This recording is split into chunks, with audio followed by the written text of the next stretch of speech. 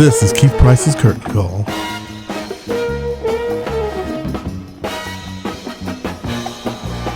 This is Keith Price for Keith Price's Curtain Call, and again, you know how I love doing these little moments of podcasting, because, you know, the beautiful part about being able to just go anywhere with a recorder is you can go literally anywhere. And right now, I'm interviewing a two-time Tony Award nominee, Mr. Brad Oscar, but we're doing it in, like, we're on location. This is so fabulous. We're in the apartment of Miss Jamie DeRoy, who we're going to talk to a little bit later as well. First of all, career-wise, for both of us, I don't know about you, but I've dreamed of having this moment where I'm sitting in someone's apartment just doing a casual interview. How are you? Yes, overlooking Central Park. Yes, it's gorgeous. One does. Yes, of course. Yes, it's nice to see you again. Nice to see you too, Brad. So Brad Oscar is here with me because there's a special project that's coming up. And again, you know, whenever you get the opportunity to do anything in terms of service with your art, it's always great to service a lot of people, no, but hey, okay. But to be able to be a service to your community. And right now, Jamie DeRoy, who is someone who I think lots of people know. I love that I get to know her now that I've in her home. Yes. Has put together, once again, another one of her classic shows, Jamie DeRoy and Friends, that she does at Birdland. And this one's going to be April 17th at 6 o'clock. And you are one of the featured performers. Yes, I am. Is this one of those really great chances for you to really give back, not only, you know, in other ways, but really to your actual acting community? Right, because, yeah, this is a benefit for the Actors Fund that Jamie's doing. Well, yeah, I mean, you know, what I love about Jamie is like, you know, the godmother of show business, because she obviously is a producer, and so she is one of the people that we depend on to get things on its feet and in a Broadway house. So I respect that, because she's constantly, you know, active on the Broadway scene from that front. But then she does these evenings, Jamie DeRoy and Friends, which she's done for years now, and recordings where, you know, artists get to, you know, just, you know, explore and do stuff and sing songs and have another outlet to perform, you know, which is wonderful under that, you know, lovely umbrella that she provides. And then in this case, specifically on this evening, to give back to the Actors Fund, which is, you know, a fabulous organization that anyone who has anything to do with the business of show, you know, loves, respects, and, you know, I'm always there when I can do anything for the fund. I really appreciate what they do for our community, because it is a very interesting and special sort of community. We deal with situations that a lot of, you know, other normal, shall I say, people, you know, don't. And that's what's great about the fund, is that they're there for anyone who's involved in any aspect of this business in times of need or stress or guidance or whatever that may be. I love it. You know, I have to say, Brad Oscar, that I am basically a product of the Actors Fund. So the idea that I'm getting to sit here and have this kind of conversation just in general for me is very exciting, because it's an opportunity for me to, even in this small microcosm that I'm in, of being able to tell people about the Actors Fund. So this is great just for me. So? Well, you know, I've been working for a very long time doing radio, and there was a change. That the change was that I have to do other things for myself. And so one of the things that I did right before I knew, because, you know, we had an inkling that something was happening, but right before I started going and taking some of the classes that they have at the Actors Fund. Like, you know, because I have been very lucky up to that point to where job hunting for me was not mandatory. Like, I had a gig, and so I could do other things. And now I'm in that place of having been out of that market for 15 years and having to figure it out again. And it's completely changed. And so the Actors Fund, shout out, how you doing? That's exactly the point. That's exactly what they do. That's fantastic. And so for people like me, this is great. So again, you know, thank you. Talking to Brad Oscar with me here on the Curtain Call. And again, you know, this is really exciting. So for you, what are you going to be doing in the show that's going to be separate from the Brad Oscar that we already know? Well, I don't know. That's still a mystery to me at this point. No. Well, I have I have a couple numbers that I'm choosing from, but I still need to consult with our director and Ms. DeRoy. And yes, because we have a little bit of time before we actually have to commit. But I have, like, you know, at this point, and it's sort of nice to have a little stable of songs that I can use for evenings like this. After years of like doing stuff and auditioning and all that.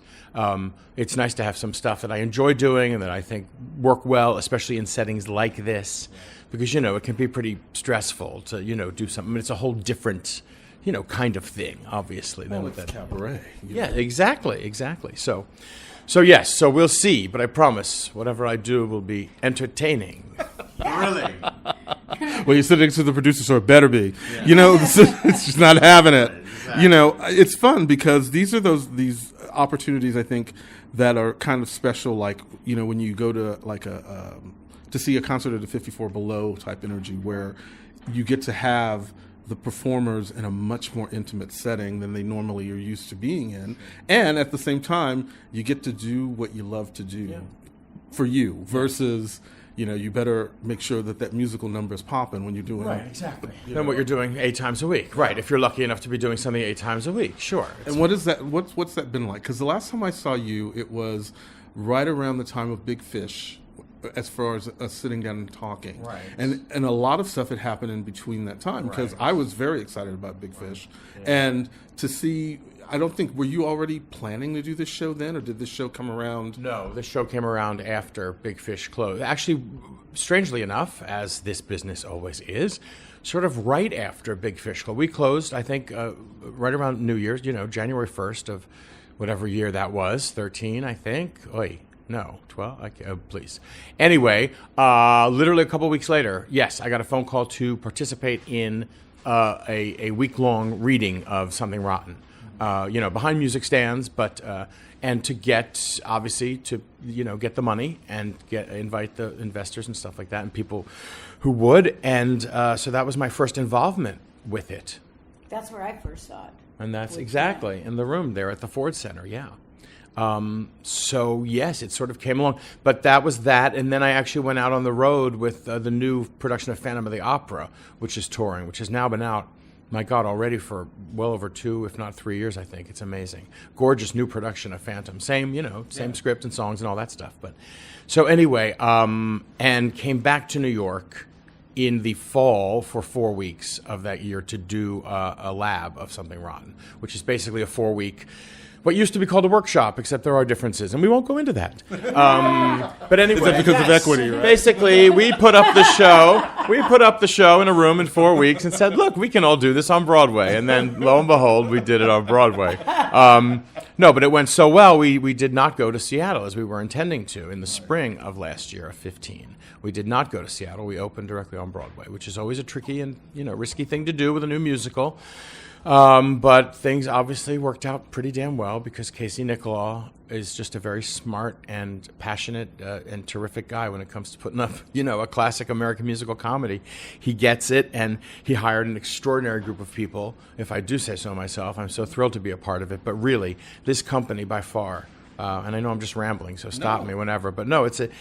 again, to have been lucky enough to be working in the business for almost, over 25 years now in New York, I've never been a part of a company full of just such professionals. Everyone gets it and respects it and finds a way to make it work 8 times a week. And it's just a great, selfless, passionate group of people. I'm really proud to be a part of it. And that is what has kept it alive. That is what, after a year now of performances, we are literally going into our 2nd year.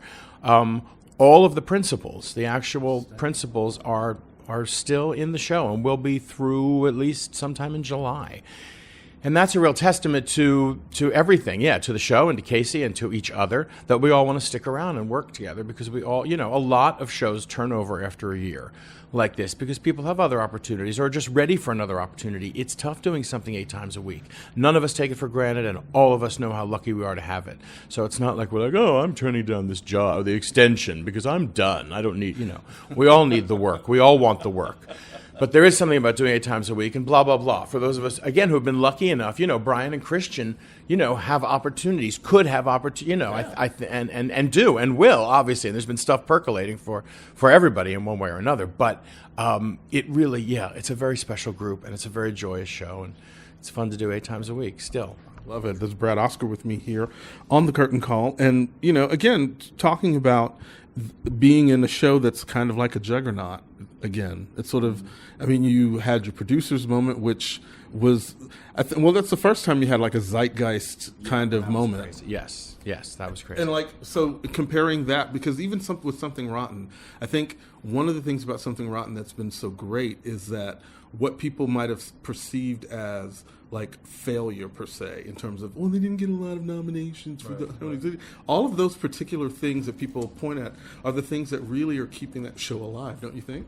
I mean, people are still fascinated. Yeah, I mean, look, again, what keeps a show alive, I think, is what happens, in the theater 8 times a week and translates to, people telling people and, the sort of the vibe that the show gets. We were embraced by the community, certainly, when we were in previews and when we opened, which was quite thrilling, because you always want, your friends and peeps to like it, and everybody really did have a good time and thought it was a very smart show, which I really think it is. Beyond all that, I think it's a pretty smart show.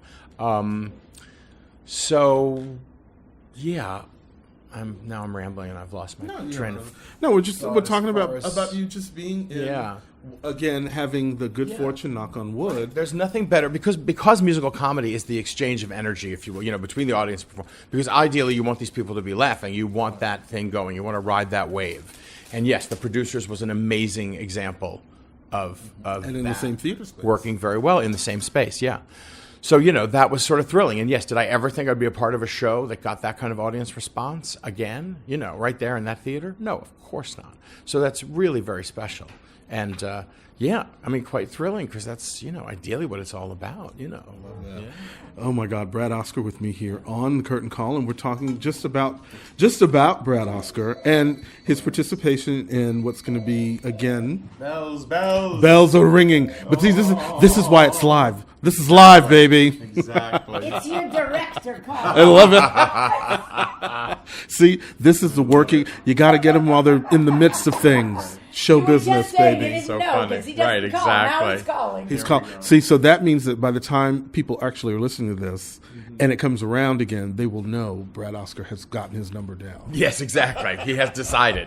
Yes. It won't be random that evening. We won't be spinning the wheel to see. Yeah. So for you, again, excuse me, for you, this is really a wonderful time. It's like you are able to have the showbiz career of working 8 shows a week. Right. You certainly have more opportunities for things to kind of come to you a little bit more. Have you seen things now that are coming down the pike towards you that you're like, yeah, I'm ready for that? Yeah.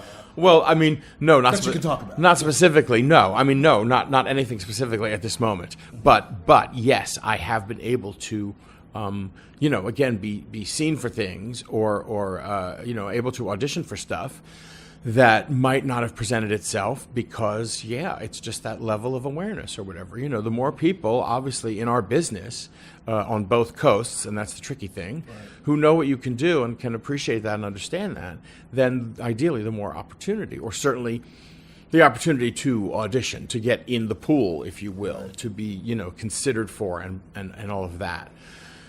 So, something like this, ideally, another Tony nomination. I mean, look, ideally, of course, that helps, whatever that is, that just, keeps all the balls in the air and enables me to get in the room, basically, which is what it's all about. I love it. Brad Oscar with me on the Curtain Call. And again, exciting. That's. I think I was wondering, as you're talking about going for other things, do you have a different sense of confidence when you walk into the room knowing that you have, I'd love to be here with this audition all day, but I've got a 7:00 call. Like, does that change? Well, I mean, it's nice to be. It's nice to be working, especially if people have seen the show and you're going in because it's a common thing. It's something to talk about, or if they enjoyed the show, they say so. It's a nice way of, having something current in that way to play on or capitalize on or whatever. Because I mean, that's that. I think that makes the difference. Just for it's like that having a job or looking for a job when you have a job. Right. It's that kind of it's nice. You're there. Yes. I love it. Sure. Well, Brad Oscar, thank you so much for taking some time with me. This is great. So again, if you're coming to New York City, there are several opportunities now that you can see Brad Oscar. One of which, of course, is 8 shows a week in Something Rotten here on Broadway at the St. James Theater, and If you have time, April 17th, 6 o'clock, he is going to be performing in Jamie DeRoy and Friends Broadway at Birdland series. Basically, it's their series, correct? Mm-hmm. And, you know, I'm not, now that the director has called, we know that he's going to have something worked out by the time that happens. Yes. So decisions will be made. I love that. I love it. So make sure you catch Brad Oscar at Jamie DeRoy and Friends at Broadway at Birdland on Sunday, April 17th at 6 o'clock. And again, Something Rotten, 8 shows a week. And we will be back.